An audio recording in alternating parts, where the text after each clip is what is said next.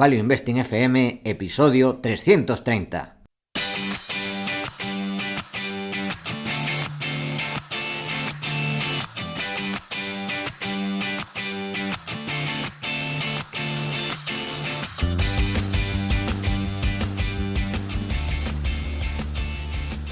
Hola, soy Paco Lodeiro. Bienvenido a Value Investing FM, el podcast semanal en el que te ayudaremos a sacarle partido a ese dinero que tanto cuesta ganar y ahorrar. ¿Cómo? A través del método de inversión más seguro, sensato y rentable, el Value Investing. Te recuerdo que si quieres sacar partido a tus ahorros y no sabes cómo empezar, tienes a tu disposición mi curso gratuito de introducción a la inversión en bolsa en la web academiadeinversión.com. Y yo soy Adrián Godás, colaborador de Academia de Inversión y emperador de Godás Enterprises. Si te interesa la inversión en minas, este es tu sitio. Te animo a hacer el curso gratuito en godasresearch.com. Y esta semana tenemos resumen del mes. Pero, ojito, porque aquí hay warning. El warning es el mismo que en los últimos veranos, que es que tengo el placer de anunciar que una vez más habrá becas para estudiantes en la formación avanzada de Academia de Inversión durante este mes. Podéis aplicar a estas becas. Los requisitos, pues haber nacido después del año 98, enviarnos tu currículum y enviar un escrito explicando los motivos por los que se quiere acceder a la beca, de máximo 500 palabras. Los alumnos que tengan la beca podrán hacer la formación avanzada, tendrán la misma duración y mismas condiciones que el resto de alumnos, pero un 70% de descuento en la formación. Si os interesa, podéis escribirme a paco@academiainversión.com o también en el formulario de academiainversión.com/contacto. Por mi parte, nada más. Este es el warning. Paco, Empezamos. Sí, estás haciendo más por la educación financiera que muchos gobiernos. Hombre, es que lo suelen hacer al revés.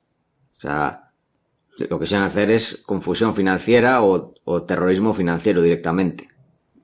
Menos mal que te tenemos a ti. Menos mal que la juventud te tiene. Sí, soy el héroe que el mundo no merece. Exactamente. Que Pues cuéntame. El curso gratuito de Academia de Inversión lo miré hace poco. Ya lo han hecho más de 50.000 personas, el curso de introducción. 50.000. ¡Qué Sí. barbaridad! ¡Qué barbaridad! No está mal, no está mal. Ahí lo ves. ¡Qué locura! ¡Qué locura! Tenían que subvencionarme. Tengo que pedir publicidad institucional. No, Paco, a ti seguro que no te la da. Eres una máquina de fango. Sí, eso es cierto. Es la nueva expresión de moda. Claro, La nueva los que me expresión de escuchan moda. desde otros países no lo conocerán, pero es la expresión de moda aquí. Espectacular. Ser una máquina de fango. Eres fin. una máquina de fango, Paco. Bueno, vamos a lo nuestro, ¿no? ¿Qué te parece? Venga, Paco, cuéntame, ¿qué has hecho este mes? Pues este mes empiezo como siempre a nivel salud. He cambiado un poco para el verano la rutina, porque tengo una apuesta, ya lo comenté el mes pasado, de grasa corporal, que estaba en el 18%, que es, a ver, no es muchísimo, está dentro de lo sano, por debajo del 20 ya es lo sano, pero bueno, es la parte alta y quería bajarla. Hice la apuesta con un amigo y he rebajado un poco los hidratos y he metido algo de cardio y de HIIT, que es entrenamiento, es una especie de cardio pero por intervalos al final del entrenamiento, y a ver qué tal. Tengo la puesta mañana, a ver qué tal. Yo espero estar en el entorno del 16% de grasa y no descarto seguir un poco más en verano para estar ahí, más o menos moverme entre el 14, ahora que estoy bajando un poco, y el 18, más o menos. Creo que para mi edad está bien. Tengo que moverme en esos rangos. Estaba en el rango alto y ahora tengo que ir a por el bajo. Sí. O sea que la noticia del mes es que te estás haciendo la operación bikini para venirte aquí a Bulgaria a conocer eslavas. Ese es el resumen del mes. Exactamente, ese es el plan. Mucho pero bueno, texto, ahora vienes pero tú, o sea que a Bulgaria texto, no. Mucho texto, pero es eso lo que me quieres decir. Sí, a ver, a Bulgaria no tengo ningún viaje preparado para Bulgaria. Pero deberías. Debería, sí, cierto. Pero deberías. Aprovechando que baja mi grasa corporal. Pero ahí da igual. Ahí las mujeres están con tíos que deben tener grasa corporal de 25 para arriba. Sí, la verdad es que tienes razón también. Sí. El meme que me mandas de parejas búlgaras, bueno, parejas de Europa del Este. Y que lo veo siempre por la calle. El mítico meme, si buscáis Balkan Couple meme, os va a salir que sale eso, un Shrek con una Barbie. Y de verdad, que lo he visto. O sea, he estado en bares tomándome un coctelillo y lo ves. La chica Barbie arregladita y junto a un tío calvo en chándal. O sea, es increíble, de verdad. La estampa, hasta que no la ves, es que no te lo puedes imaginar.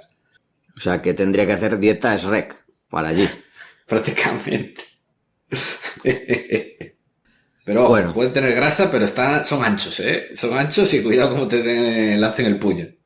Sí, eso es cierto. Ahí es dieta de volumen, de ganar fuerza y volumen a saco. De powerlifter. Eso sí. Bueno, eso con relación a salud. Con relación a productividad, he estado en varias formaciones. En un cursillo de mindfulness de Antonio Egea, que ya lo comenté, que hice una sesión con él hace un año aproximadamente, y ahora se está graduando, está sacando un título internacional de mindfulness, que es sería posiblemente equivalente al CFA de este tema de mindfulness, y ahora está dando unas clases. Y la verdad es que están muy bien. Yo le animé para que hiciera estas clases, que ahora está en grupos pequeños de gente conocida, pues que las comercializase. Pero bueno, ya le dije que lo valorase, no sé si se animará o no, pero la verdad es que lo hace muy bien. Y por otro lado, estoy con temas de inteligencia artificial, que sigo con el programa de vida inteligente de Fitness Revolucionario, que está increíble, la verdad. Tú también sigues con él, ¿no, Adrián? Bueno, luego lo comentas. Sí. Si quieres, luego lo comentamos. Sí. Y por otro lado, también estuve un par de horas con Fernando Alonso y sus alumnos de Píldoras del Conocimiento, con una masterclass de productividad con inteligencia artificial. Y hablamos ahí un poco de todo, de inteligencia artificial para temas de inversión, para temas de edición, para temas del día a día. Y la verdad es que cada vez tengo más claro que es algo que hay que dominar, la inteligencia artificial. Por eso también dedico tanto tiempo y además de estos cursos ya con gente conocida en petit comité, también estoy leyendo, viendo vídeos, porque es algo que multiplica tu productividad. También hay problemas, te puede dar errores, puedes tener alucinaciones no tú como persona, es lo que se llama cuando la inteligencia artificial se inventa cosas, se llama así, alucinaciones, hay que tener mucho cuidado con eso, pero la verdad es que está evolucionando rapidísimo y es que cada mes, cada 2 meses da un salto muy alto, o sea que hay que estar ahí, es algo imprescindible. Y por otro lado, otros temas. Estuve en el podcast de Marketing Online de Joan Boluda, repasando una cartera que hicimos hace unos 5 años con 5 empresas, con la idea de duplicar en 5 años, un 15 anualizado, y al final tuvimos una rentabilidad pues casi del triple, creo que ahora ya es el triple, o sea, un 200% en 5 años y pico. O sea que la verdad es que muy bien.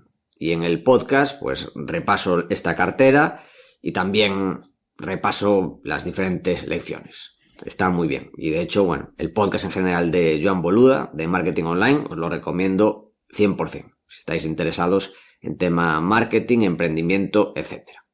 También le pasé un artículo en Value School, que publicará en el blog de Value School, sobre el DAFO de Value Investing. El DAFO, pues la herramienta para hacer las fortalezas, debilidades, amenazas y oportunidades, pues lo apliqué esta herramienta al Value Investing.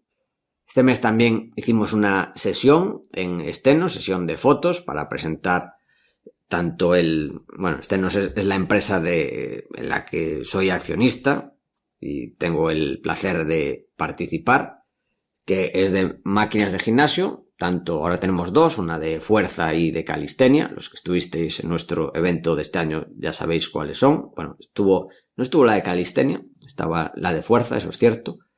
Y bueno, ya sabéis cuáles son. Estuvimos haciendo sesión de fotos en un Airbnb. Yo creo que quedaron bastante bien, con algunos vídeos. Bueno, seguir avanzando con el proyecto.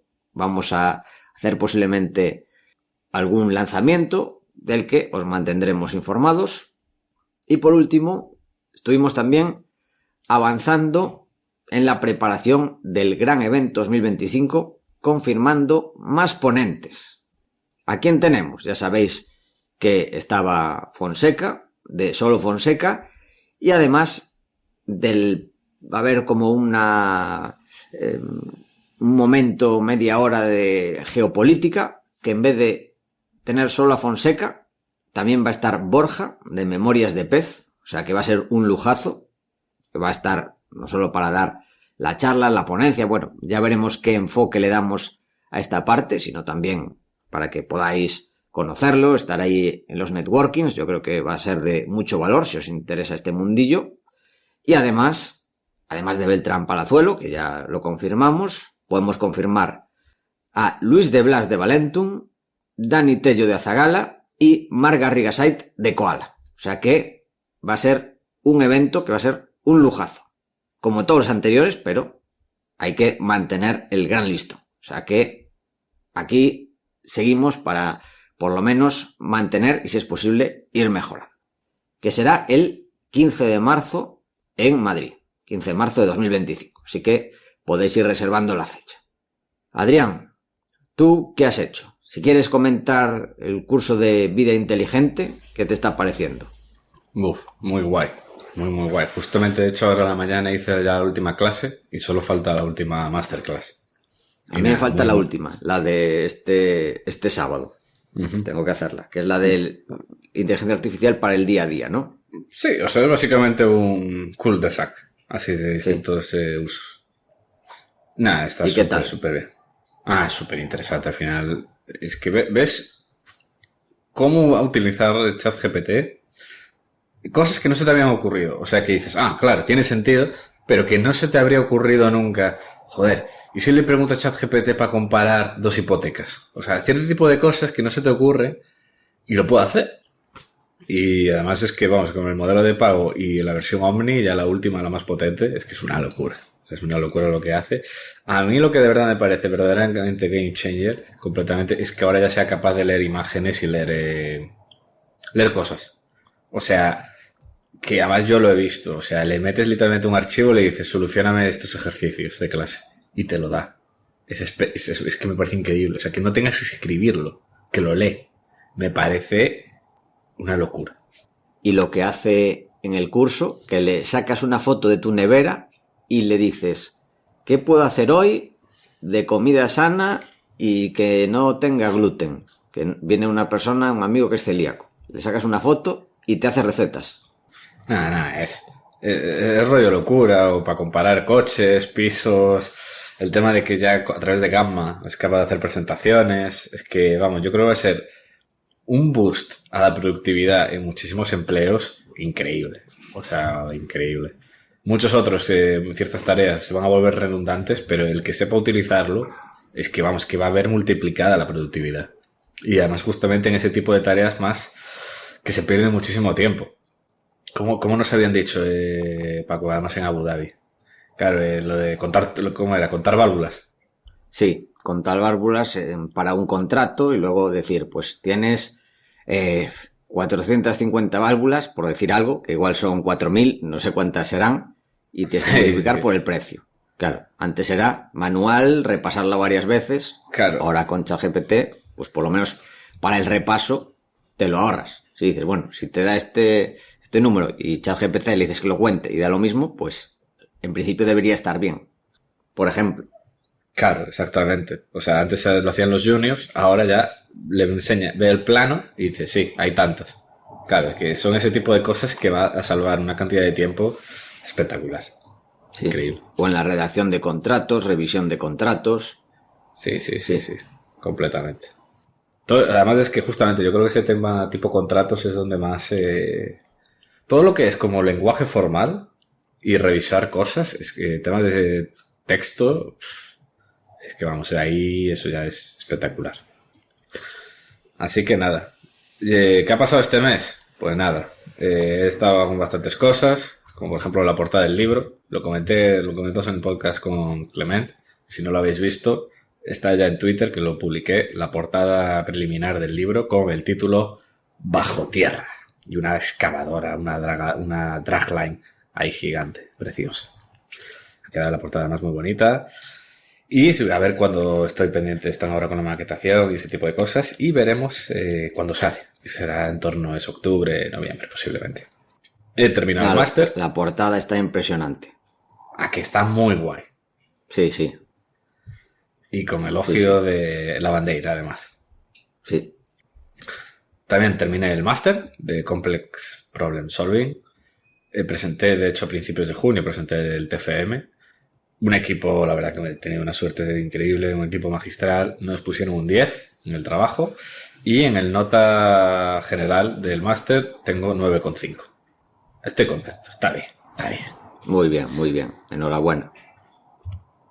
Y nada, llega ya la recta final de CFA, lo que decide si ganas o pierdes el mes y medio anterior al examen.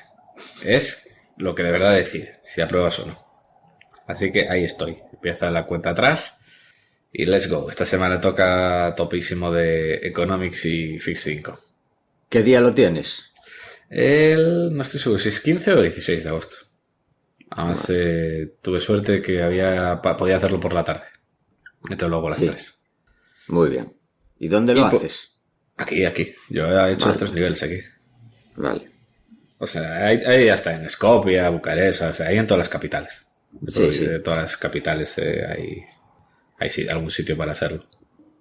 Y por último, una noticia, o sea, porque básicamente yo tenía un plan inicialmente, creo que no lo había comentado aquí en el podcast, pero yo tenía potencialmente irme con mi novia, nos íbamos a estar un par de meses en Madrid, que lleva un exchange para estudiar allí en Madrid. Finalmente no va a ir y nos quedamos aquí en Sofía. Y el tema que esto lo quiero ya comentar, claro, pues que un poco como está el tema de los pisos en Madrid, finalmente no. Y ahora estoy buscando piso para mudarme con mi novia aquí en Sofía. El choque cultural que he tenido es difícil de explicar con palabras, porque es muy fuerte. O sea, ¿cómo están aquí los pisos? Claro, vengo de repente, miro en Madrid, idealista. Es un estudio, un dormitorio, pues no en el centro obviamente, al lado del Retiro ni nada de esto, se acaba moviendo más a las afueras. Pues nada, todo 1.200 euros. Ves las descripciones, prácticamente pues te piden test de saliva, prácticamente, 2-3 meses de adelanto, un montón de exigencias, que tienes que mostrar tu nómina y hacer un cálculo del 30%, un montón de movidas, y me pongo aquí luego con mi novia a mirar, 400 euros. Aquí, cerquita del centro, de repente todos los pisitos tienen terracita, aunque sea pequeña, todo renovado. Veo a mi novia además como descarta los pisos simplemente pues porque no tienen lavavajillas, y digo, madre mía, esto es increíble, el choque cultural que estoy teniendo aquí. Qué barbaridad. Porque claro, aquí es que todos los pisos comunistas se renovaron, todos por los diseños antiguos, todos tenían terracita, aunque fuera pequeña, y además sucede que claro, el país perdió población, Sofía se ha expandido a la vida de construcción, entonces pues han subido mucho los precios de las casas, pero hay vivienda para todos, entonces no hay problema. Y es una diferencia, ya digo, solamente de mirarlos juntos ya me pareció un choque espectacular. Yo creo que deberías hacer un llamamiento. ¿Cuándo vas? ¿Ya tenéis fecha de cuándo vais a Madrid? ¿Cuándo voy a ir allá por el tema del libro? Ya te digo, no sé, será eso final de octubre. Al final no vais. No, finalmente no. No, vale. Finalmente decimos que no, en parte también por este tema de cómo están los alquileres y nada. Pero vamos, sí que de hecho voy a ir, que seguramente con mi novia vayamos por Madrid de paso para cuando vaya a presentar el libro. Vale. Yo decía un llamamiento por si alguien tiene algún piso para alquilar.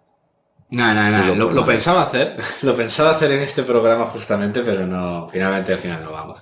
Igual vamos el año que viene, en plan, su último año, igual ahí sí. Claro, porque eran unas prácticas de ella, ¿no? Algo así. No, es un Erasmus, para ir allí el primer cuatri. En plan, era simplemente eso, para estar ahí 4 meses, una cosa así. Pero nada, igual finalmente lo hacemos el año que viene. Vale, pero vamos, bien. Que sí, que nos veremos todos en Madrid, ya os lo adelanto, no sé cuándo, en octubre o noviembre, además todo el mundo me lo ha dicho y me lo ha pedido, así que haré firmita de libros, un día por ahí en octubre o noviembre, ahí en Madrid. Hacemos quedada y el que quiera ahí a firmar libros. Muy bien. Una en Madrid y otra en Barcelona, ¿van a ser seguidas o no? Muy posiblemente sí. Muy bien. Así que ya veis, mucho choque cultural, muchas cositas que se vienen este otoño. Pasamos a lecturas y aprendizaje. ¿Qué te parece? Paco, cuéntame, ¿qué has estado leyendo? Bueno, de aprendizaje ya lo comenté, todo esto de inteligencia artificial y de mindfulness. Y de lecturas, en primer lugar, me hice una cuenta en Goodreads. No sé si tienes cuenta o si la hiciste. Conoces la red social, ¿no? De lectura. Me suena, sí, me lo han recomendado muchas veces, pero me da pereza. A ver, se hace rápido. Está bien. Le tienes que dedicar algo de tiempo a meter tus valoraciones. Lo que no me gusta, a ver, bueno, en resumen, es tipo Film Affinity, pero de libros. Que tú tienes ahí todos los libros. De hecho, creo que es propiedad de Amazon, que Amazon también es propietaria de IMDb, que sería parecido a Film Affinity, supongo que lo conoceréis la gran mayoría, pero de películas y de series. Y Goodreads de libros, que me ha llamado la atención. Las puntuaciones no tienen nada que ver con las películas. Las películas, más o menos, si es una película muy buena, pues le pueden dar entre un 8 y un 9. Si es más o menos normalilla, entre un 6 y un 8. Si es regular, pues eso, un 5. Y si ya es mala, pues le dan un 3. En los libros está muy acotado. Está entre un libro malo, igual le da un 3,3 y un libro muy bueno un 4,3. O sea, de ahí se mueven, tiene una campana de Gauss muy concentrada. Me llamó la atención. Quizás sea porque, que es algo que no me gusta de las votaciones, que le das entre 1 y 5 estrellas. Ya me cuesta incluso ya en Film Affinity, que es del 1 al 10, que igual hay algo que le darías un 7,5, pero aquí entre 1 y 5 estrellas me parece demasiado pocas posibilidades para ajustar la puntuación. De momento claro. Es mi mayor crítica. Claro, es que le vas a poner a un libro que te guste, pues le vas a dar un 4, te gusta algo menos un 3. Entonces, claro, te va a quedar todo igual. Sí. Me cuadra. Claro, pero hay muchos que dices, joder, es injusto que 2 libros tengan un 4, siendo de calidad diferente, pero es que, claro, tampoco le quieres dar un 3 porque igual le dices que si le doy un 3 ya cae mucho. Pero otros que sean bueno, pero esté ahí entre el 4 y el 5, que serían libros que igual le darías un 9. Y hay otros que son tan buenos que le darías un 10. Por ejemplo, 2 libros que he leído este mes, que os digo mis puntuaciones, que son 2 libros que de hecho he releído. Mi plan para este año, haré la excepción con el de Adrián, pero va a ser solo leer libros que ya he leído en el pasado. O sea, relecturas de libros que, bueno, pues llevo tiempo sin leer. O incluso que he leído desde hace menos tiempo, pero que tengo ganas de releer. El libro negro del emprendedor, que lo leí hace bastante, posiblemente hace más de 10 años, de Fernando Tríaz de Bes, que es un librazo muy útil, práctico y ameno. De hecho, en el podcast de 10 libros de no finanzas, fue uno de los libros que seleccionamos, y yo le daría un 9 sobre 10. O sea, no es un libro que esté de acuerdo al 100% en todo, pero es, como digo, útil, práctico. Yo creo que es posiblemente los mejores libros para personas que estén pensando en emprender. Y habla sobre los errores del emprendedor. Lo hace desde una vía negativa. O sea, está muy bien enfocado, con historias. Me llama la atención que aparece como ejemplo, uno que está de moda ahora bastante en España, no sé cómo es, el que le puso, está con el tema del máster a la presidenta, no me sale el nombre, uno que tenía unas empresas de tema de monte y de escalada, Barrabés, eso no me salía, pues aparece en el libro hablando de emprendedores. Bueno, el libro entrevista a decenas de emprendedores y entre ellos sale, me llamó un poco la atención, pero nada, o sea, no tiene nada que ver con la calidad del libro. Eso por un lado. Y otro, que es ¿Quién se ha llevado mi queso?, de Spencer Johnson. No sé si lo conoces, Adrián, o si lo has leído. Pues la verdad es que es muy corto. No, o sea, sé un poco de lo que va y tal, no lo he leído, pero vamos, siempre me encanta el título. O sea, el título me parece maravilloso. Sí, que el libro es Who Moved My Cheese? ¿Quién movió mi queso? ¿Quién se ha llevado mi queso?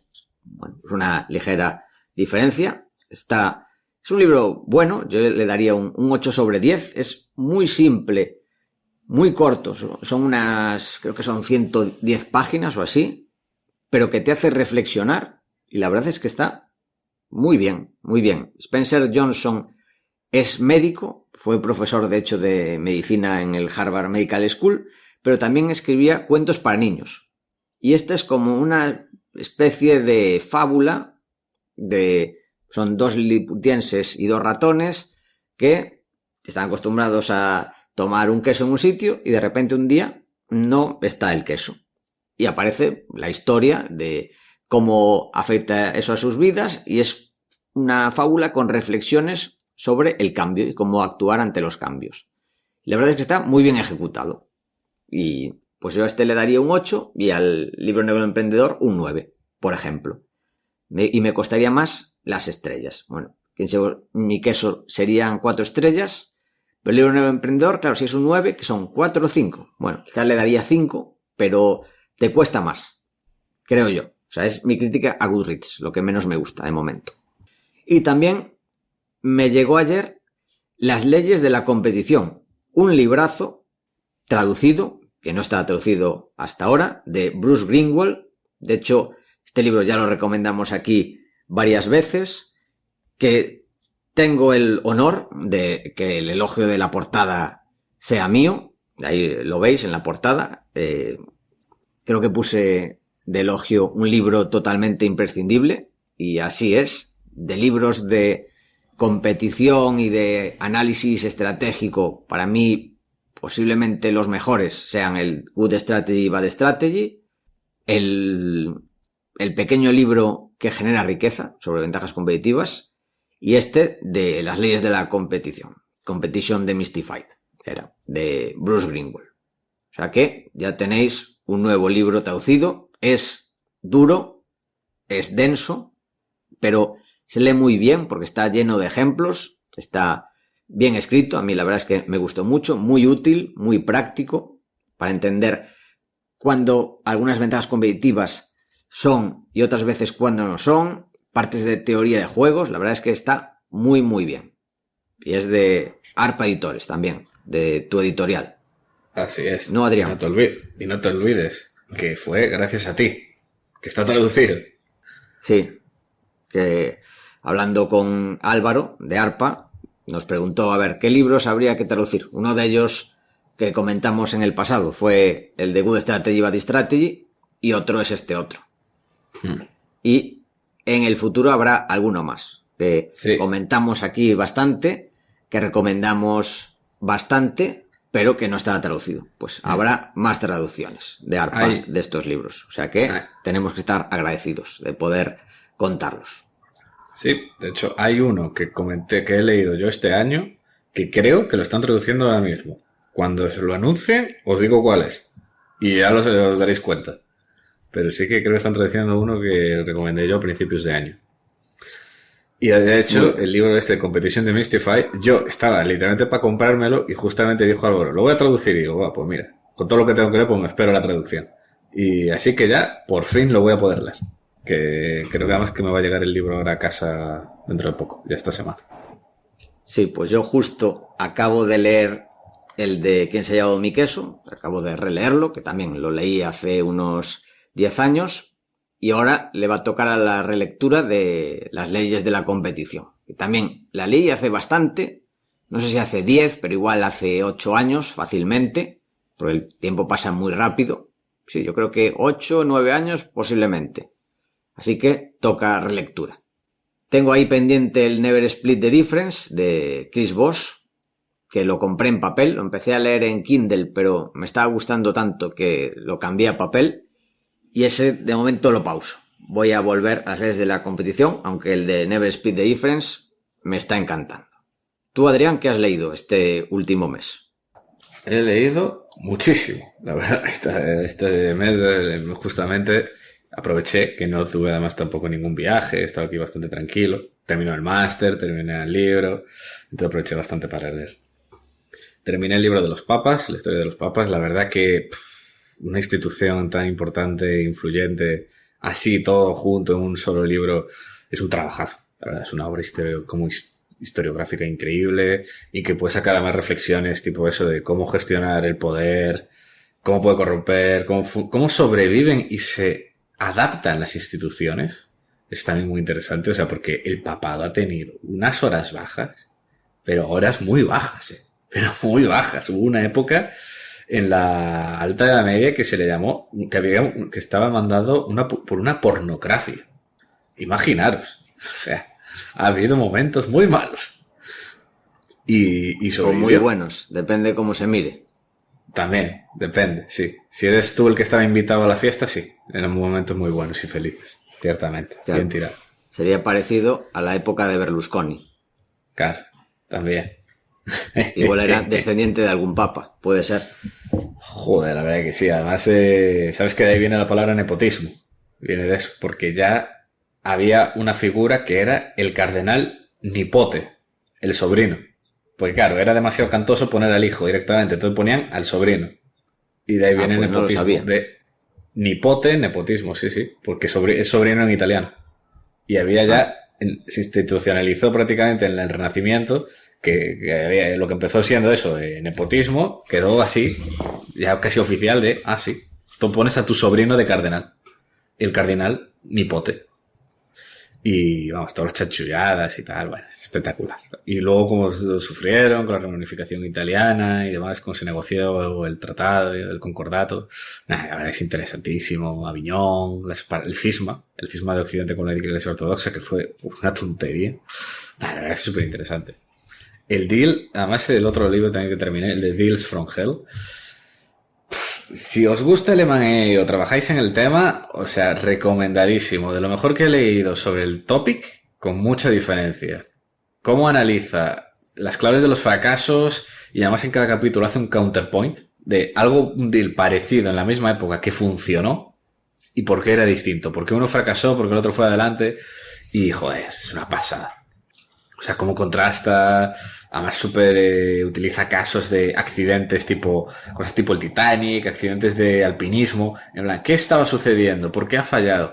Pues porque había, business not as usual, estaba sucediendo algo en el mercado, y o sea, aplica sesgos heurísticos, o sea, es una pasada, de verdad, o sea, si os gusta el M&A, me ha parecido increíble, como por ejemplo el deal, que estuvieron a punto de hacerlo para salvar Enron, los restos que quedaban cuando estaba ya declarando casi la quiebra, estuvo a punto de fusionarse con otro trader de energía y al final explica que el deal colapsó. Es, la verdad, es súper interesante, los detalles, citas de analistas de esa época, bueno, increíble, de verdad es recomendadísimo. Y luego también me he leído otro libro de ARPA, que es Vida Pública y Privada de Sócrates, que yo lo empecé a leer diciendo, es una biografía de Sócrates, me cunde, y la realidad es que es más bien la Atenas del siglo IV a.C., el siglo de Pericles, con Sócrates, o sea, de paso. O sea, lo contextualiza de una manera que el contexto es más grande que la propia biografía. De hecho, y no estoy exagerando, Sócrates no aparece hasta la página 50. O sea, para que lo veáis, o sea, la cantidad de contexto y cómo te envuelve hasta los más detalles, lo puro detalle de cómo funciona la sociedad ateniense para encuadrar la figura de Sócrates. Y claro, lo encuadra tan bien, y la degradación moral y social y la corrupción que empieza a surgir y cómo todo el sistema acaba súper dependiendo de Pericles. Y en cuanto él muere con la peste, se va a tomar por saco todo. Y con la guerra del Peloponeso de fondo. Y claro, lo vas viendo y después de todo el camino del libro, dices, pues me cuadra que lo mate. Porque era el paso lógico. O sea, está tan bien hilado que es que dices, es que el paso lógico siguiente es que lo lleven a juicio y lo maten. Es espectacular. Ya digo, o sea, además lo escribió un diplomático, entonces claro, está muy bien visto desde el punto de vista de cómo funciona un Estado por dentro. Y habla un poco de cómo se va corrompiendo un poco las instituciones mediante el gasto público. Incluso se puede sacar ese detalle o ese análisis. Ya digo, es brillante. O sea, era un diplomático de los años 50, si no recuerdo mal, un austríaco. Ya digo, espectacular. Cómo además Pericles reforma el sistema judicial y de repente la justicia la imparte el pueblo. Y claro, el pueblo se puede emocionar mucho. Ya digo, es verdaderamente brillante. Otro libro también totalmente topic y distinto es When Coal Turned Gold, cuando el carbón se convirtió en oro, un libro muy cortito, que cuenta la historia de Coal India, que es la mayor carbonera del mundo, que es, como el propio nombre dice, es la carbonera estatal, semiestatal, cotiza en bolsa, pero más del 60% sigue en manos del Estado, y que, produce el 80% del carbón indio. Y cómo fue el proceso de nacionalización, cómo funcionaba antes, cómo fue la nacionalización, cómo era, obviamente, una empresa estatal que perdía dinero, vivía de subvenciones, cómo el chairman, que es el que escribe el libro, empezó a hacer el turnaround, y empezó a cambiar cosas, luego listarla.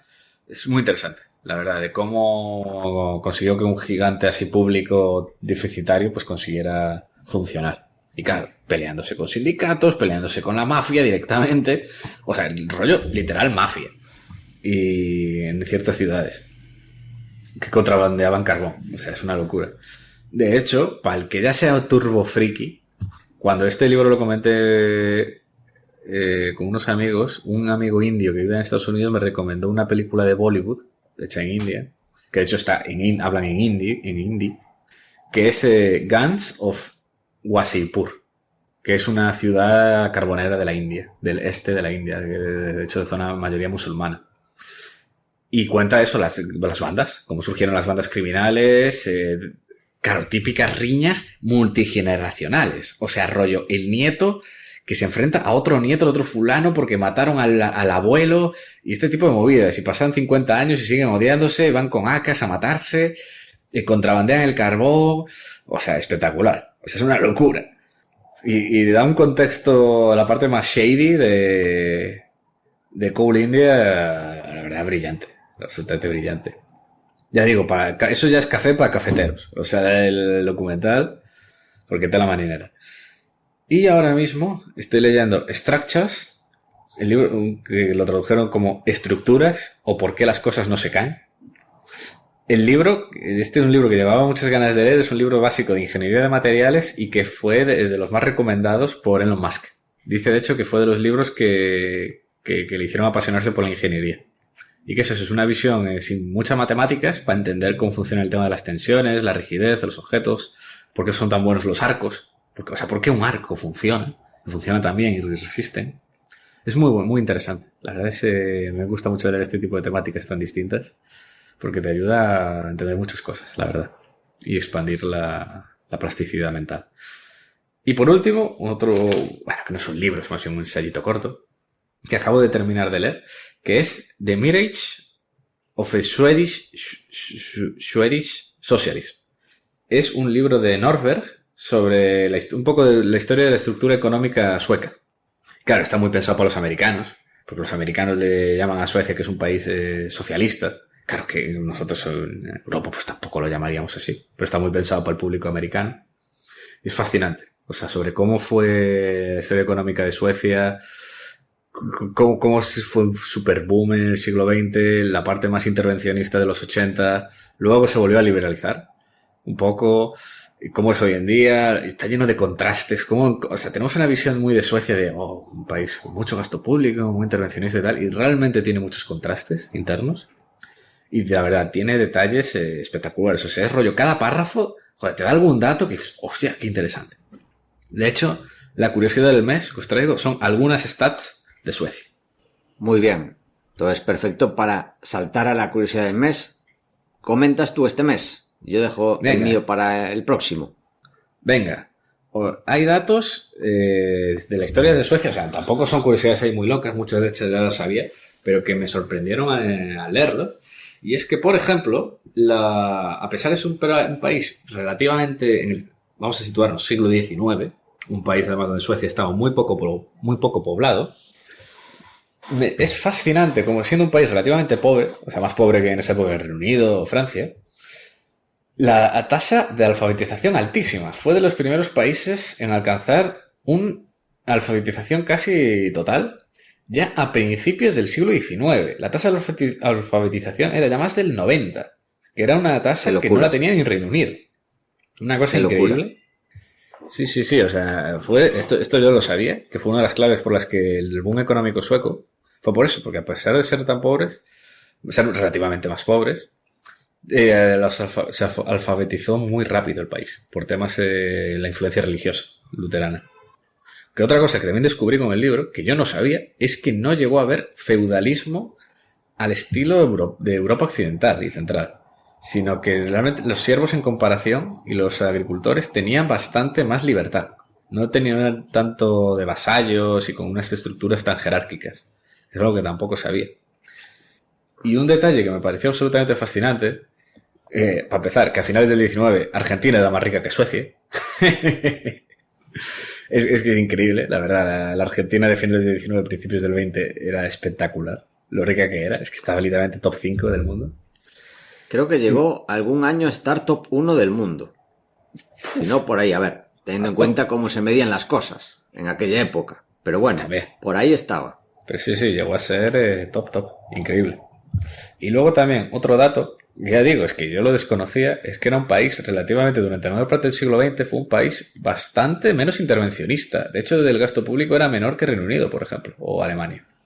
Y fue de los países, creo que solo superados entre 1900 y 1970, creo que es, fue el tercer país del mundo que más creció el PIB per cápita. Los únicos que le hicieron más fue Japón y Arabia. Qué locura. Y, claro, al parecer ahí, a partir de los 70 se volvieron hiperintervencionistas, dispararon el gasto público, la deuda pasó de ser casi nula al 80% del PIB. Rollo en poco más de una década. Y es súper interesante, o sea, ¿sabes? Ahora viene la locura. ¿Sabes a qué nivel de impuestos, qué tipos marginales llegaron a poner?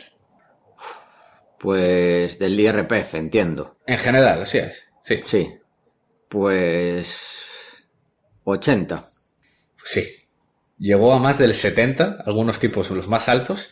El impuesto de sociedades llegó a ser más del 50. Y sabes... A ver, en Francia querían ponerlo cuando estaba antes de Macron, que fue cuando se marcharon bastantes fortunas. Creo que querían ponerlo también más del 80. Creo que propusieron el 75, si mal no recuerdo, pero no hablo de memoria. Bueno, por ahí, sí. Y claro, se piraron todos. Claro. Y de hecho pasó en Suecia que se piró, por ejemplo, el fundador de IKEA. Al parecer hubo una fuga de empresas y de gente espectacular. Se fue el fundador de IKEA, se fueron muchísimas empresas que cambiaron tanto la sede, pero rollo, no la sede social. Es que hubo alguna que movió el headquarter entero. O sea que cerraron la oficina entera, despidieron a todo el mundo y la montaron en Suiza. El headquarter. Porque claro, era ya locura bastante extrema. Llegó a haber casos de gente pagando más del 70, 80. Y en la crisis, que esta es una crisis no muy conocida, a principios de los 90 hubo una crisis chunguísima en todos los países escandinavos, por una crisis financiera bastante fuerte que había estado como un boom de crédito los años anteriores, que crasheó el real estate. Se metió a Suecia en la típica vorágine de tenemos déficit, más deuda, inflación, devaluar la moneda y otra vez el ciclo repetir. y acabamos con una crisis muy fuerte en los 90. ¿Sabes a qué peso llegó a tener el gasto público en el PIB? Que hoy en día más o menos todos los países de Europa Occidental están entre el 40 y el 45%. ¿Sabes a cuánto llegó? Pues, a ver, creo que ahora mismo el mayor país con mayor peso es Francia, que creo que tiene el 58, así que voy a decir el 63. Correcto. Casi. Llegó a tener más del 65 Buf. en el pico. Y ya era, al parecer, eso, que ya hubo movimientos políticos y tal, diciendo, mira, esto no puede seguir así, porque todas las empresas quebradas, subvencionadas, eran incapaces ya de crear empleo privado. O sea, prácticamente todo el incremento era ya público, déficit crónico, inflación, devaluación, o sea, fue una locura. Y a partir de ahí revirtieron todas las medidas y empezaron a liberalizar bastante.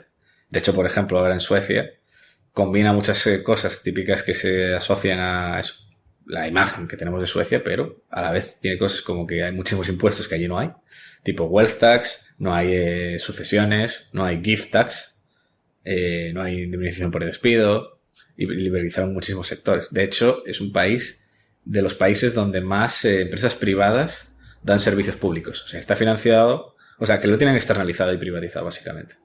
Que pague el pagador. Los colegios, por ejemplo. Ahí es donde está el cheque escolar, si no me equivoco. Sí, es casi el único sitio del mundo donde tienen cheque escolar. El gobierno te da el dinero y tú eliges la escuela donde lo envías. Puede ser público o privado. Y combina muchos elementos que ya digo, además lo comenta Norbert, de que se tiene esa imagen de Suecia, Estado grande y demás, pero realmente te puedes mirar números. El gasto público no es mucho más grande que en Europa Occidental. Y muchísimas medidas son muy liberalizadoras. Es un país donde, por ejemplo, las sociedades es menor que la media y donde el capital está muy bien, está muy poco tasado. De hecho, todo el mundo allí tiene cuentas ISK y no paga por la bolsa. Entonces es un país de contrastes y ya digo, yo creo que estas stats eran curiosidades muy interesantes. Sí, muy interesante. ¿Tú has estado, Paco, en Suecia? No, la verdad es que no. No he estado... A ver, países tan al norte, bueno, al norte sí estuve en Inglaterra e Irlanda, obviamente, y luego lo más cerca de Suecia, en Berlín. Nah, yo estuve... Bueno, no, en San Petersburgo. Hostia, más cerca todavía. Sí, eso sí que está al norte. Sí. Yo estuve hace un par de años y la verdad que hablas con los suecos y tal y joder, eso es un mundo aparte, ¿eh? O sea, cómo piensan, cómo funcionan, cómo hablan, cómo viven. Bueno, ¿quedamos para ir de fiesta? Sí, vale, ¿qué hora quedamos? A las 5. Es un país aparte. Pasamos al paconsejo. Sí, un poco consejo mítico ya, es un clásico. Este es un clásico de los veranos. Sí, hay que recordarlo cada verano, que es un truco que poca gente conoce. La mayoría de vosotros sí, los más veteranos lo conocéis, pero si no, no está mal recordarlo para los nuevos o para los ya veteranos, que ahora en verano, con las picaduras de mosquito, una gran solución es aplicar calor. Y aquí la diferencia entre este paconsejo y el de otros años es que le pregunté a ChatGPT qué pasa al aplicar calor en picaduras de mosquito. Porque yo había leído que es por la desnaturalización de las proteínas. Es decir, que tú le aplicas calor, tienes que ser un calor que sea molesto, pero que no te queme. Y lo que hace es que la salida de mosquito tiene proteínas que se inyectan en la piel durante la picadura, que son las responsables de la reacción alérgica, que te da esta picazón e inflamación. Y con el calor desnaturalizas las proteínas y se reduce esta respuesta de nuestro sistema inmunológico. Y además, eso por un lado, que es lo que ya había comentado y que también me explicó ChatGPT, pero dice que además aumenta el flujo sanguíneo, que eso ayuda a curar, y el calor también tiene un efecto analgésico. O sea, con esta combinación, pues consigues que esta molesta picadura de mosquito se pase casi de forma milagrosa. Y es algo gratuito. Yo lo hago, por aquí dice, ¿qué métodos aplicas? Esto me lo dice ChatGPT, compresas calientes, dispositivos térmicos o agua caliente. Yo lo que hago es meter una taza llena por la mitad de agua. La pongo en el microondas pues unos 40 segundos aproximadamente y voy acercando y apretando y poniendo así calor. No uso ninguno de estos métodos que me comenta ChatGPT. Y las precauciones que dice ChatGPT: temperatura adecuada, total, o sea, tiene que ser suficientemente caliente, pero no tan caliente que te quemes. Duración limitada, pone que unos pocos minutos son suficientes, exactamente, 1, 2, 3 minutos y ya es suficiente. Y pone aquí reacciones adversas: si se nota algún empeoramiento de los síntomas, como mayor inflamación o irritación, se debe interrumpir. A mí nunca me ha pasado, pero esto es lo que comenta ChatGPT. Así que aquí hay un ejemplo de uso de ChatGPT que no será el último que haya en este programa. ¿Qué te parece? Maravilloso. Y con esto pasamos a los proyectos. Pues por mi parte, en Academia de Inversión, en la newsletter, he cambiado la frecuencia. Antes era semanal y ahora lo que voy a hacer es mandar durante un tiempo, por lo menos 2 al mes. Una con los resúmenes del mes y otra con los programas de la semana, aunque siempre incluyo alguna cosa más, alguna reflexión, alguna idea, frases de inversores, pero bueno, he cambiado esta frecuencia. Para apuntarse a la newsletter podéis hacerlo apuntándoos al curso gratuito, además del curso gratuito en academiainversión.com, también se os apunta a la lista de correo, al boletín. Con relación a la formación avanzada, este último mes he subido varios análisis filtro, varias ideas de análisis, mi cartera al desnudo y la planificación trimestral para este próximo trimestre, donde además de algunos análisis voy a incidir bastante en el uso de la inteligencia artificial para inversores. Y en el curso de modeling hemos analizado ADNOC Drilling, que es la empresa de drilling de ADNOC, como su nombre indica. ¿Y qué es ADNOC? Pues viene a ser el Saudi Aramco de Emiratos, que es justo donde estuvimos Adrián y yo, viendo lo que hacía ADNOC Drilling en helicóptero. Estuvimos hace un mes y pico. Y es la que hemos analizado, que ha analizado Jorge. Por otro lado, en Ortega y Lodeiro tuvimos algunas reuniones estratégicas bastante interesantes, sobre todo sobre temas de producto, de hacer algo específico que a medida que con el paso de los años hemos ganado experiencia puede tener bastante sentido. De momento no puedo comentar nada más, pero bueno, iré informando. Y en nuestro podcast de Emprendedores Antifrágiles entrevistamos a un crack, Juan Mejide, de Insertega, que es una empresa de reciclaje textil, que la verdad es que es un proyecto interesantísimo.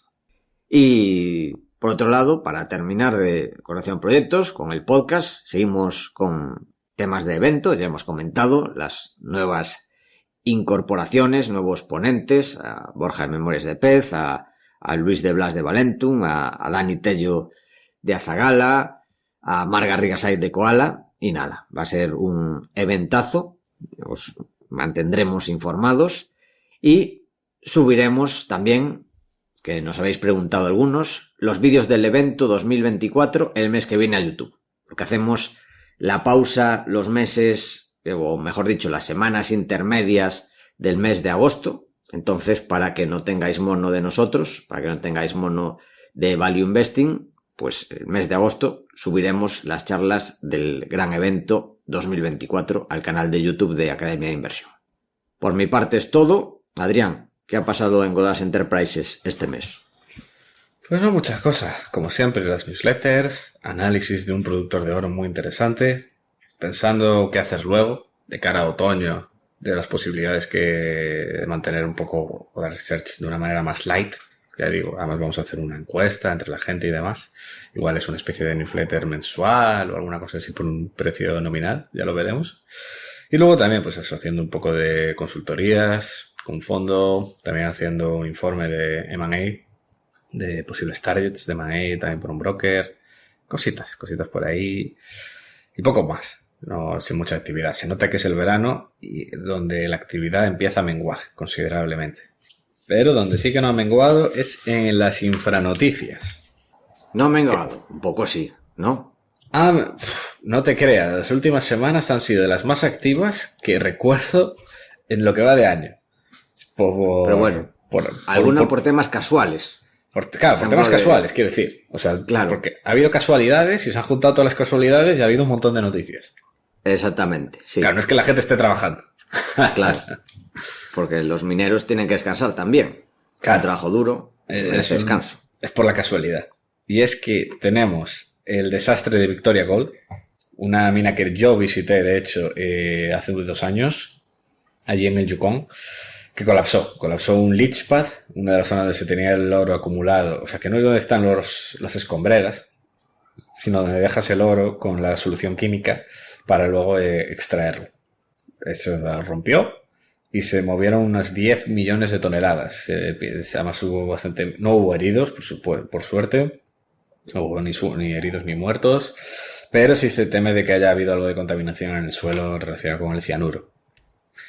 Obviamente, además una empresa que es el único activo. Solo ese activo y durísimo. Durísimo. La empresa al día siguiente abrió menos 83. Pues claro, único activo, con deuda, sin dinero para pagar la reparación, que mínimo van a ser unos 100 millones, calcula la gente. Pues ya ves, prácticamente, o sea, es quiebra. O sea, el único motivo por qué no está menos 100 es porque sigue habiendo esa posibilidad, pues, de a ver si consiguen un White Knight que les salve con una compra mínima, sin premio. Y a ver si aguanta. Además de eso también, otro accidente, Grosvenor, una mina subterránea de carbón en Australia que empezó a arder. Y el problema del carbón, claro, como son grandes capas de carbón, empiezan a arder y pararlas es muy difícil. Y hay casos en países emergentes que no son capaces de pararlas y se queda ardiendo durante años. Toda la capa, todo el seam de carbón. Así que allá se va otro 2% del carbón metalúrgico mundial. Va a hacer el mercado aún más tight. Además, siguiendo también un poco con el Yukon, Snowline Gold, uno de los mejores discoveries de oro de los últimos años en Canadá, publicó el Resource Estimate 7 millones de onzas a cielo abierto. Espectacular. Y otra noticia también que me ha sorprendido mucho. De estas 7 millones de onzas, ¿a cuánto las van a sacar, más o menos? Está por ver. Este es el depósito así general. Obviamente, para hacer el estudio de la parte más económica van a coger solo la parte más high grade central, que pueden ser, pues igual, ponle 3 millones a más de 1,5 gramos. Pues ponle igual, los años buenos, igual a 1.300. Bueno, está bien, ¿no? No está mal. Sí, sí. O sea, el problema que tiene el proyecto va a ser el CAPEX, porque está alejado. O sea, ya en el Yukon, que las distancias son grandes, yo vi dónde quedaba y es más locura todavía. Entonces, claro, el CAPEX va a ser lo duro. Eso va a ser lo duro, porque la carretera, la luz, van a flipar. O sea, las economics de esto hay que verlo. O sea, el depósito es lo que es el ore body, es increíble, pero las economics habrá que verlo. Para meter CAPEX en un sitio además como Canadá, que todo es caro, habrá que verlo. Y luego, otra noticia también que me sorprendió mucho es Tía María, un proyecto de Grupo México, en Perú, que tiene con mucha oposición local, pero que parece que con el apoyo del ministro de Minas, parece que va a salir para adelante. Y yo me temo lo peor, de que se hagan las bambas, de que a pesar de tener oposición lo monten, pero una vez en producción tengan que pararlo todo el rato porque están con protestas. Así que no me extrañaría. Y ya digo, la verdad que han pasado muchas cosas no buenas, muchas de ellas, pero ha habido bastante actividad en el mundillo. Y además hay aquí también una gráfica que es sobre, si la quieres comentar tú, Paco, de la relación de las commodities con la inflación. Sí, bastante interesante, que compara el impacto de un punto porcentual, un aumento del un punto porcentual de la inflación en las rentabilidades. Y en los commodities, en los índices, esto es de media, en los índices de commodities, si hay una sorpresa de que la inflación va a aumentar un 1% más, esto hace que la rentabilidad sea, aquí, bueno, dependiendo de la inflación, pero bueno, si es de inflación o es una sorpresa, pero entre un 4 y un 7% más de rentabilidad. Mientras que para la bolsa es entre un menos 1,8 y un menos 3,8, porque es negativo, porque entonces tienen que subir los tipos de interés y esto afecta a los mercados. Y en los bonos igual, también. entre menos 1,8 y 3,8. O sea que lo que vemos es que las materias primas pueden ser una buena barrera contra este tipo de problemas, que veíamos desaparecido, pensamos que había desaparecido la última década, pero parece que vuelve la inflación. O sea que es una cobertura que puede ser interesante. También, dentro de las materias primas, habría que analizarlas de una en una, y también dentro de la bolsa, pues habrá algunas empresas que les venga bien y otras que no. Esto es, estamos hablando de medias. Y con eso pasamos a la superficie. Que vienes bien cargado, Paco. Y este podcast ya dura 1 hora. Así que, sí. A ver qué dices.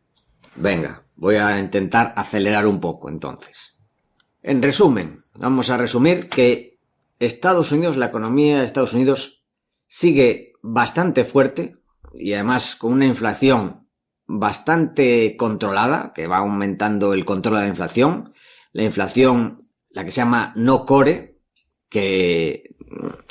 o mejor dicho, la inflación core, que no incluye ni comida ni energía, que es donde se suelen fijar más los bancos centrales, está en mínimos desde abril de 2021. Está en un 2,6%, que fue decayendo, que hace menos de 2 años, estaba en el 5,5%. Y fue cayendo mes a mes. O sea, digamos que aquí la Fed, los bancos centrales, están haciendo un buen trabajo para controlar esta inflación. Y de hecho, como esta inflación parece que está más controlada, el mercado pronostica un 65% de posibilidades de bajada de tipos en septiembre. Eso sí, no una bajada de tipos tan abrupta como se pensaba que habría hace 6 meses, a principios del año. Pensaba que terminaríamos el año en torno del 4% y ahora parece que terminaremos con unos tipos en el entorno del 5%. Con relación al empleo, se crearon 272.000 empleos en mayo, 100.000 más de lo esperado, o sea que por esa parte el mercado laboral está fuerte y de hecho llevan 41 meses seguidos creando empleo en Estados Unidos. Está cerca de ser la segunda mejor racha de los últimos 100 años, creando empleo seguido. Y este año, ¿cómo van las rentabilidades de las bolsas? Pues llama la atención, una vez más, que esto lo comentamos el año pasado, y sigue esta tendencia de ser muy mixta esta rentabilidad. Porque por un lado tenemos el Nasdaq, que sube en torno al 19%, el S&P 500 subiendo casi un 15%, pero si vamos a otros índices, como por ejemplo el S&P 500 Mid Cap, sube en el entorno del 4%, y el Dow Jones también, en el entorno del 4% este año, mientras que el Russell 2000, que son empresas más pequeñas, está plano este año. O sea, hoy, porque justo coincidió hoy, sube un 0,2%, pero la semana pasada estaba en negativo, con el S&P 500 y el Nasdaq subiendo entre casi un 15% y el Nasdaq casi un 20%. Y llama esto muchísimo la atención, esta disparidad de rentabilidades.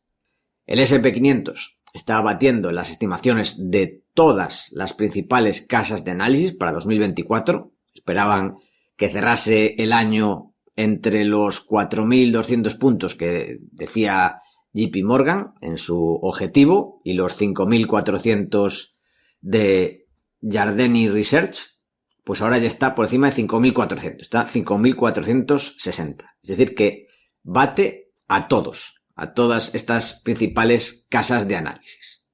De hecho, es uno de los mejores inicios de su historia. De los últimos 100 años aproximadamente, desde el año 28 a 2024, es el año número 15, está de 15 en la lista, es el 15avo con mayor rentabilidad, con casi 15% de rentabilidad. Con relación a la valoración del índice, del S&P 500, el PER ya supera las 25 veces, siendo la media 18,5, la media entre el año 88 y 2024, siendo incluso la media histórica, si nos vamos más atrás, más baja, estaría en el entorno de las 15-16 veces, es decir que parece que por valoración los índices no están baratos y por sentimiento tampoco, porque los alcistas están en un 62%, en la encuesta que hace, creo que era la Asociación de Inversores Americanos, pues los bulls, los alcistas, están en un 62%, y eso hace que, esto vamos a hablar de forma estadística, esto no es algo matemático de A más B igual a C, sino que estamos hablando de estadísticas. Al haber tanto alcista, cuando los alcistas están en el más del 60,8%, que eso sería el top 5%, las rentabilidades los próximos meses son menores, y los próximos años. A 3 años de media, cuando hay tanto alcismo, pues la rentabilidad es del un 20%, y a 5 años de un 53-54%, mientras cuando hay más pesimismo, cuando están en el 5% más pesimista, las rentabilidades a 3 años en vez del 20 son del 56,6%, y a 5 años superan el 100%. Es decir, son casi el doble. Entre un 53-54 cuando hay mucho optimismo, y cuando hay mucho pesimismo, la rentabilidad está en el entorno del 107%. Llama mucho la atención. El doble de rentabilidad de media cuando hay más pesimismo, que es lo que decimos siempre. Cuando hay más pesimismo es cuando hay las mejores oportunidades, y cuando hay más optimismo hay que tener la máxima precaución. Y lo que hemos dicho, vamos a hacer un resumen de lo que está yendo bien, donde hay optimismo y donde hay pesimismo. Y por un lado, las small caps, las empresas de pequeña capitalización, siguen palideciendo ante las large caps, las empresas de gran capitalización. Esto se ve claramente en el ratio del S&P 500 ante el Russell, que está en mínimos del el Russell con relación al S&P 500 desde el año 99. Si miramos también, comparamos el S&P 500 con el S&P Small Caps, pues antes hablamos de Russell 2000, pues si el S&P 500 está en un 15% este año, el S&P Small Caps está cerca del menos 2%, o sea, le saca 17 puntos. También hay una gráfica muy interesante que compara el ratio precio-ventas de las empresas más grandes por tamaño del S&P 500 a las más pequeñas. Y ves que cuanto más grande es una empresa, más paga el mercado por sus ventas. Las 50 de mayor tamaño pagan 5,6 veces ventas, por el medio pagan unas entre más o menos 3 veces ventas de media, y en los quintiles más pequeños, o en los deciles más pequeños, mejor dicho, pues pagan entre 1,6, 1,9 veces ventas. Es decir, que hay una prima bastante grande que se está pagando en el mercado por las empresas de gran tamaño. Y esto pasa también si comparamos las empresas de más crecimiento con las empresas llamadas empresas value, que quizá no estoy de acuerdo con esta denominación. Empresas value les llaman que tienen bajo precio-valor contable o bajo PER, pero bueno, digamos es una forma de asignar este nombre que no me convence 100%, pero nos sirve para hacernos una idea, que también las empresas growth, si la comparamos con las empresas value, con los índices Russell 1000 Growth y Russell 1000 Value, pues está el Russell 1000 Growth en máximos desde julio de 2000, en la burbuja.com.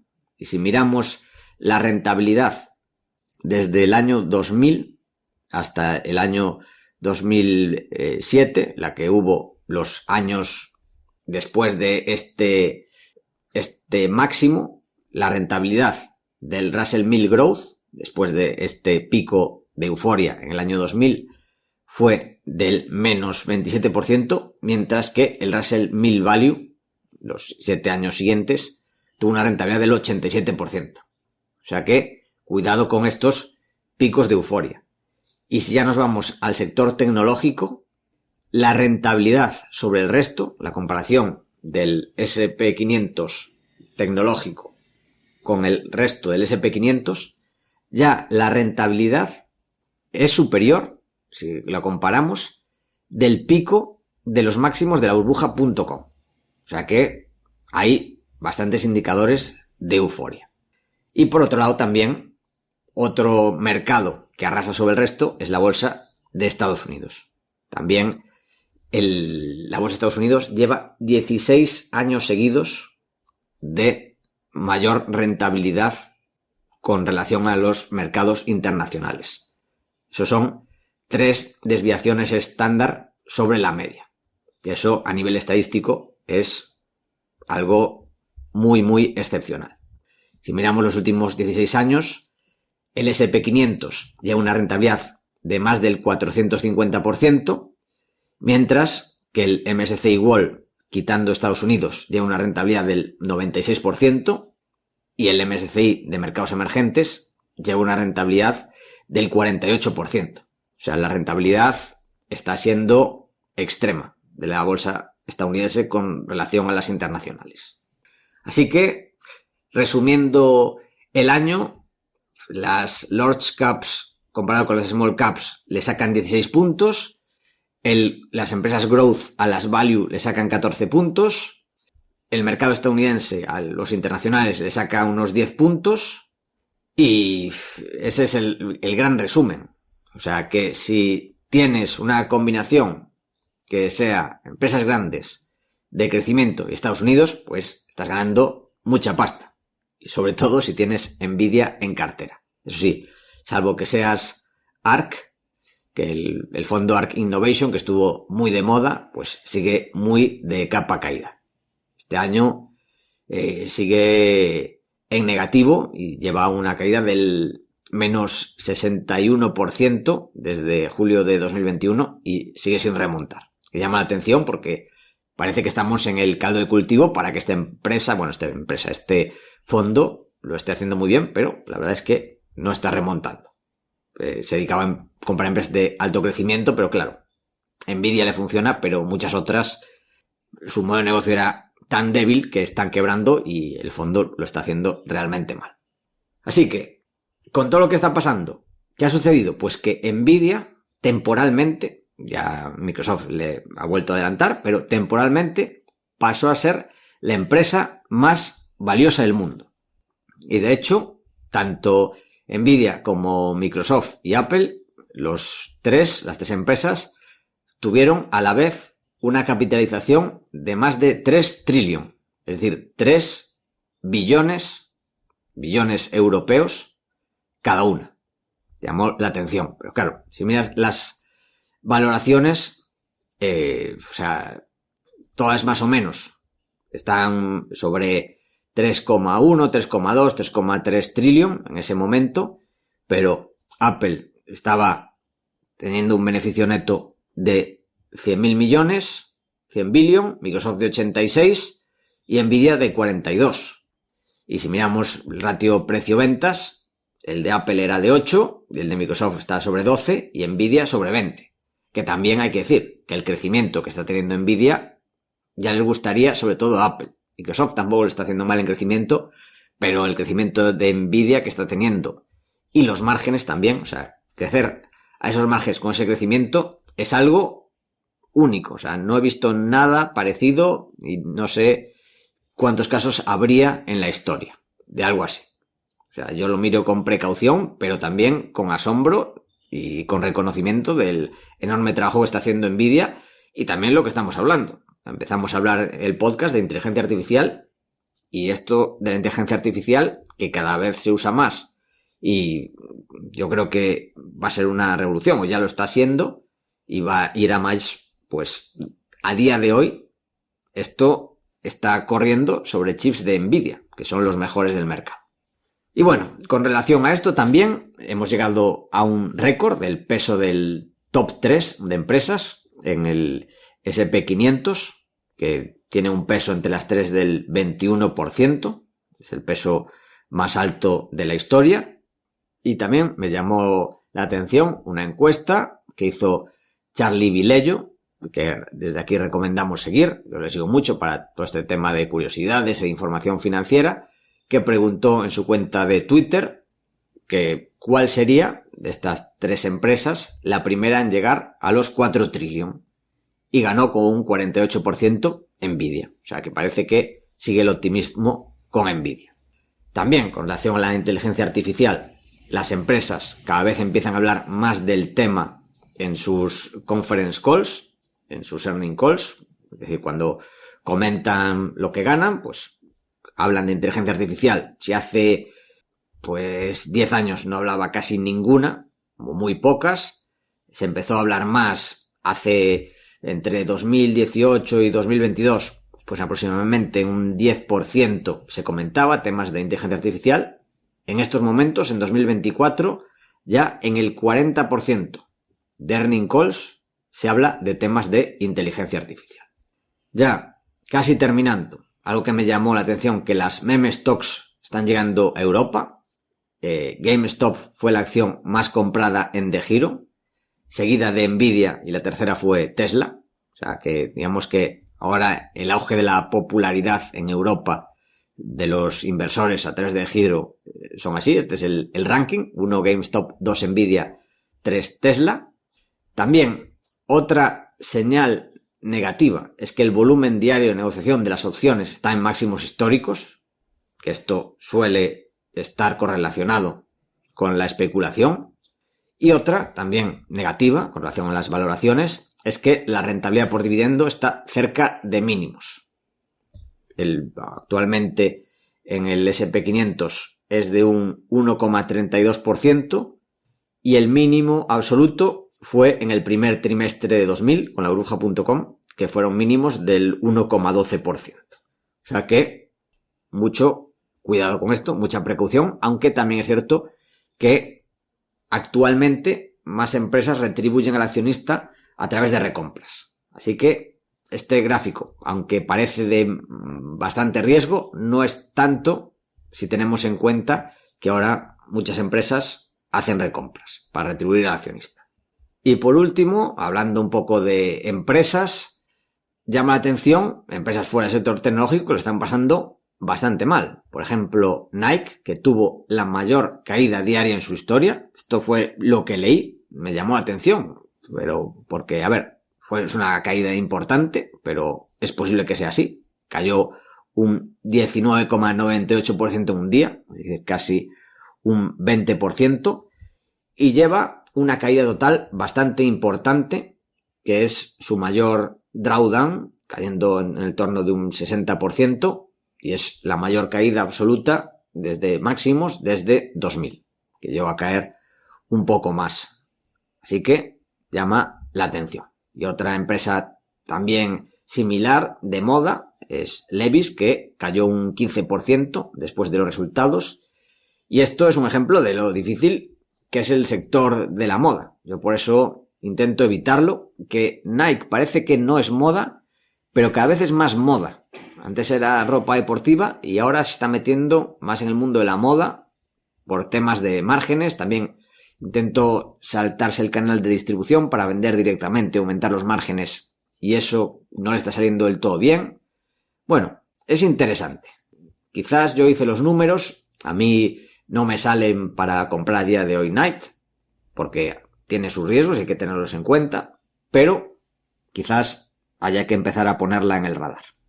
Y por último, resumiendo un poco todo esto, me llamó la atención un estudio de Vanguard que hizo una estimación de rentabilidad anualizada para los próximos 10 años, teniendo en cuenta las valoraciones actuales, y espera que las empresas de crecimiento de Estados Unidos tengan una rentabilidad entre el 0,4 y 2,4%. En general, la bolsa estadounidense entre un 3,3 y un 5,3%, las empresas value entre 4,1 y 6,1, y los mercados internacionales entre un 6,7 y 8,7 aproximadamente. Y bueno, y luego la renta fija, pues todo se mueve en el entorno del 4 o 5%. Y llama bastante la atención. Esto, decir que es estadístico, no es sacar la bola de cristal aquí. Esto habla también de medias, hay que ir caso a caso, pero bueno, digamos que sirve para reflexionar que las valoraciones en general en determinados sectores están muy exigentes y que, bueno, cada uno haga lo que quiera, obviamente, pero que tenga cuidado. Yo estoy, por lo menos a nivel personal, buscando en sitios para invertir donde las valoraciones sean menos exigentes y los números salgan más fácil. Aunque a corto plazo, pues, me pierda la fiesta. Pero no me preocupa, la verdad. Y este es el resumen de la superficie. ¿Qué te ha parecido? ¿Qué opinas, Adrián? Mucha noticia. No está Mucha mal noticia. para llegar el verano. Sí. En fin, a darlo todo con la inteligencia artificial y aprovecharla. Pero cuidado al invertir en ella. Ese es el resumen. Muy bueno, muy bien resumido. Voy a hacer el rewarning. Recordar que hay este verano, una vez más, becas para estudiantes en la formación avanzada de Academia de Inversión durante este mes de julio. Los requisitos ya lo sabéis. Nacer después del año 98, incluido. Enviarnos tu currículum y enviarnos un escrito explicando los motivos por los que se quiere hacer a la beca, de máximo 500 palabras. Y entre los seleccionados para estas becas tendréis un descuento de un 70% en la formación avanzada con las mismas condiciones que el resto de alumnos. Podéis enviarlas a paco@academiainversión.com o en el formulario de academiainversión.com/contacto. Y por mi parte, nada más. Adrián, ¿algo que añadir? Nothing to add.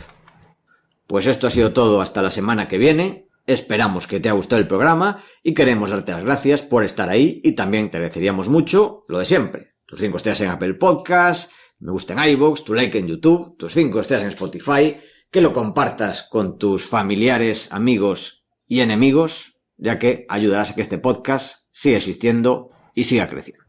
Desde aquí, Paco y yo nos despedimos. Que el valor te acompañe.